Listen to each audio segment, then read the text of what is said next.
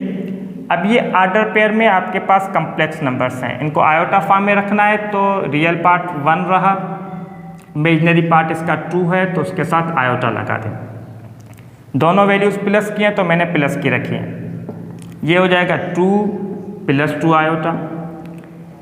ये रियल -1 है और इमेजनरी 1 है खाली, तो आप चाहो तो 1 आयोटा लिखो या खाली आयोटा लिख दो, क्योंकि इसके साथ 1 तो कोफिशिएंट होता है। अगर मिसाल के तौर पे ये वैल्यू माइनस की होती, दोनों वैल्यूज़ माइनस की हैं, तो आप रखोगे -3 और -4 आयोटा। क्वेश्चन नंबर 2 देखें। इसका हमने आइडेंटिफाई करना है कि इस कम्प्लेक्स नंबर में रियल पार्ट कौन सा है, इमेजनरी कौन सा है। तो हमने अभी तक जो भी iota, imaginary, real complex number सीखा हुआ है, तो उस हिसाब से अब कोई मुश्किल नहीं है।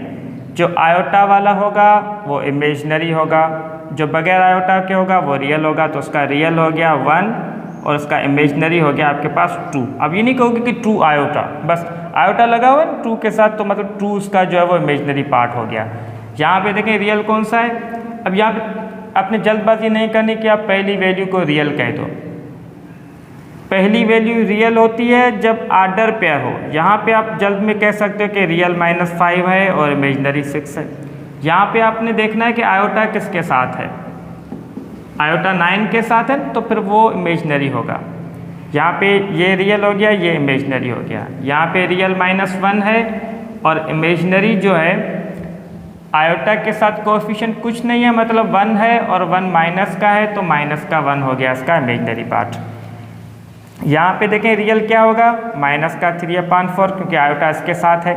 अब ये माइनस की वैल्यू है और बीच में माइनस है, तो ये माइनस इंटू माइनस क्या हो जाएगा, प्लस का हो जाएगा, तो प्लस का 4/5 इसका इमेजनरी पार्ट हो गया।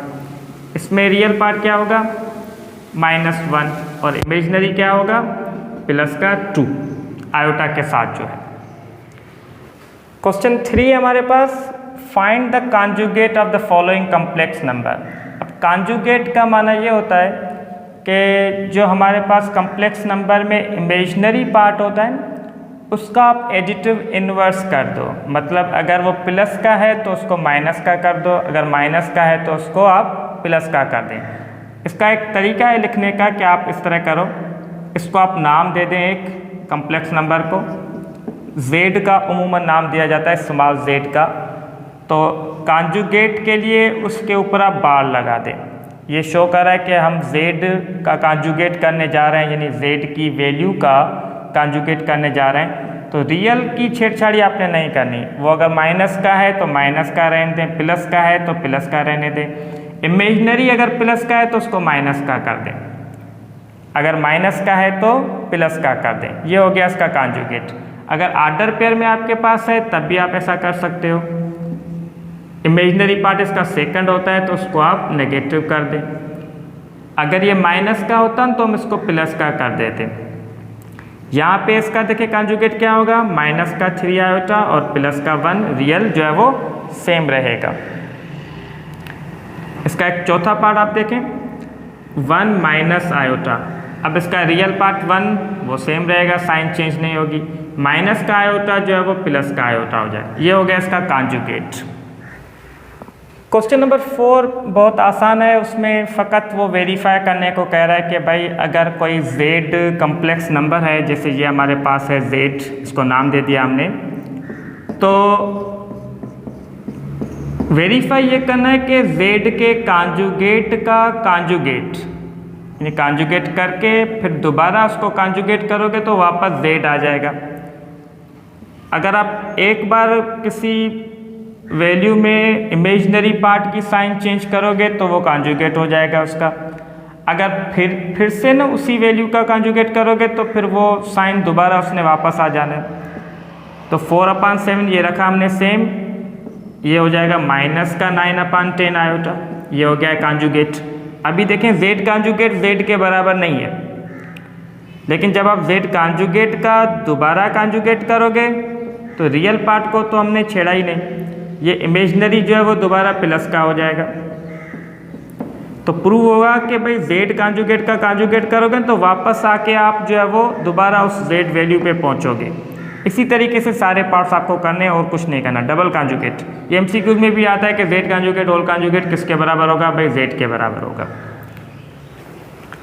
क्वेश्चन 5 है हमारे पास, find the values of x and y. ये हमारे पास एक इक्वेशन गिवन है जिसमें एक साइड एक कम्प्लेक्स नंबर गिवन है, दूसरी साइड भी एक कम्प्लेक्स नंबर गिवन है। पहले आप क्या करो कि इस कम्प्लेक्स नंबर को ऑर्डर पेयर में रखो, पहले रियल बाद में इमेजिनरी। ऑर्डर पेयर में जब हम रखते हैं तो फिर आयोटा नहीं लगाते क्योंकि सेकंड वैल्यू इमेजिनरी है। यहाँ पे ऑर्डर पे क्या बनेगा, -5 कामा प्लस का 5। अब ये इक्वेशन कह रही है कि दोनों साइड इक्वल है, बराबर है, मतलब इसका रियल पार्ट जो है उसके रियल पार्ट के बराबर होगा और इसका इमेजिनरी पार्ट उसके इमेजिनरी के बराबर होगा। तो यहाँ पे रियल पार्ट है x और उस तरफ रियल पार्ट है -5, तो ये x की वैल्यू मिल गई हमें। और यहाँ पे इमेजिनरी पार्ट क्या है, y, और उस तरफ इमेजिनरी पार्ट 5 है, तो ये y की वैल्यू भी हमें आसानी से मिल गई। ये पार्ट 1 इसका आसान था। पार्ट 2 अब आप देखें। अब यहाँ पे भी हमारे पास इक्वेशन है, दोनों तरफ कम्प्लेक्स नंबर्स हैं। ऑर्डर पेयर बनाओगे तो हो जाएगा x² कामा y²। इस तरफ ऑर्डर पेयर बनाओगे तो हो जाएगा 16/9 कामा 9/25। ये रियल पार्ट रखा और ये इमेजिनरी पार्ट रखा। अब इसका रियल पार्ट आप उसके रियल पार्ट के बराबर रखो, सही है। अब अगर आपको यहाँ से x की वैल्यू फाइंड करनी है, ये अभी हमें x की वैल्यू नहीं मिली है, ये x² की वैल्यू है। x की वैल्यू फाइंड करनी है तो इसका स्क्वायर खत्म करो और इस तरफ रख दो आप स्क्वायर रूट और प्लस माइनस का आएगा। या आप कह लें कि दोनों तरफ स्क्वायर रूट कर लें तो x² का स्क्वायर रूट जो है ना फिर वो x हो जाएगा और इसका स्क्वायर रूट तो हमने रखा है, अभी हम फाइंड करेंगे तो प्लस माइनस 16 का स्क्वायर रूट 4 और 9 का 3। ये हमें x की दो वैल्यूज़ मिल गई, एक प्लस में एक माइनस में। सिमिलरली इमेजिनरी पार्ट भी आप इस तरह कर सकते हो, y² बराबर 9/25, तो y की वैल्यू हो जाएगी प्लस माइनस 9/25 का स्क्वायर रूट, तो प्लस माइनस 9 का स्क्वायर रूट 3, 25 का 5, ये y की वैल्यूज आ गई। इसका फोर्थ पार्ट देखें आप, थर्ड पार्ट जो है ना वो सेकंड की तरह सिमिलर ही है तो आप कर सकते हैं। पार्ट 4 आप देखें, इसमें भी आप पहले ऑर्डर पेयर बना लें। इस तरफ ऑर्डर पेयर क्या होगा, रेडिकल 5/3 कामा -3 रेडिकल 2y होगा, ये x इसके साथ आ गया। और दूसरा ऑर्डर पेयर इस तरफ क्या होगा, 6 रेडिकल 3 रेडिकल 2 कामा 2 रेडिकल 2/9।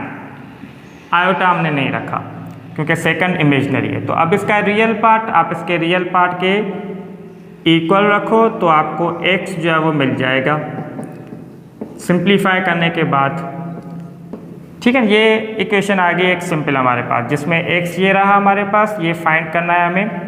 तो फ़कत ये करो कि ये जो वैल्यू यहाँ पे है उसको आप उस तरफ ले जाएं। 3 डिवाइड में है तो उस तरफ मल्टीप्लाई में आएगा, ये मल्टीप्लाई में है तो उस तरफ डिवाइड में आएगा। तो ये हो जाएगा x बराबर 6 रेडिकल 3 इंटू 3 अपान में रेडिकल 2 ऑलरेडी है और एक रेडिकल 5 आ गया। तो ये स्क्वायर रूट में नहीं है तो ये 6 के साथ मल्टीप्लाई होगा, 18 हो जाएगा। ये दोनों स्क्वायर रूट में है तो ये आपस में स्क्वायर रूट के अंदर ही मल्टीप्लाई हो सकती हैं। ये हो गया x का वैल्यू आपके पास। y की वैल्यू फाइंड करनी है आपने तो वही तरीका, इमेजिनरी पार्ट आप इसका उठा लें, ये वाला, और इस तरफ है 2 रेडिकल 2/9।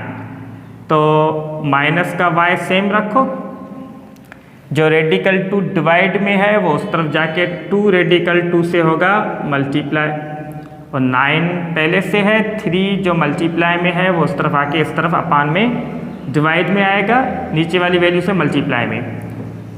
तो रेडिकल 2 से मल्टीप्लाई हो जाएगा, रेडिकल 4 हो जाएगा, या आप कह लें कि डायरेक्ट 2 हो जाएगा। रेडिकल 4 जब होगा तो उसका भी जवाब 2 ही आ जाएगा। तो ये रहा 2 सेम, इनका जवाब आएगा 2 और 9 3 हो जाएगा 27। तो माइनस का y बराबर 2 × 2 4/27। ये माइनस y की वैल्यू है, आपको y की वैल्यू चाहिए। अगर माइनस y की वैल्यू 4/27 है तो y की वैल्यू क्या हो जाएगी, माइनस का 4/27। इस तरह आप कह सकते हो, या आप कह लें कि दोनों तरफ माइनस मल्टीप्लाई करें, ये प्लस का हो जाएगा, ये माइनस का हो जाएगा, या माइनस का y उस तरफ जाएगा, प्लस का y हो जाएगा, 4/27 इस तरफ आएगा, माइनस का हो जाएगा।